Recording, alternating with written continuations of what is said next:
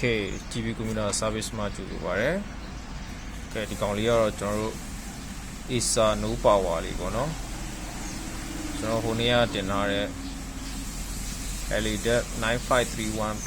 နော်ကောင်က90V လမ်းကြောင်း short ကြပြီးကျွန်တော်တို့ RDC session မှာအဲ့ဒါတက်နေတဲ့ကောင်လေးပေါ့နော် power နိုးလို့မရတဲ့ကောင်လေးဘလို့စေတော့ကောင်းသွားပါပြီလောစေတော့ကောင်းသွားပါပြီလောင်းထိုင်းလေးတစ်ချက်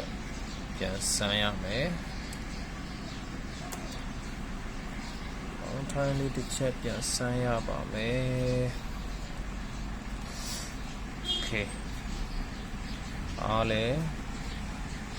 အားလဲဝင်ပြီ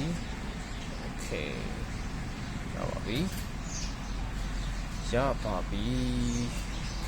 ကားလည်းငြိမ်သွားပြီနော်ခါလေးဒီ power နူးလို့မရတဲ့ကောင်တွေကကျွန်တော်တို့တစ်ခါပြန်အောက်တက်ပါတယ်နော်အဲ့တော့တစ်ချက်ပြန်ဆန်းရအောင်ပါအားလုံးကျေးဇူးတင်ပါတယ်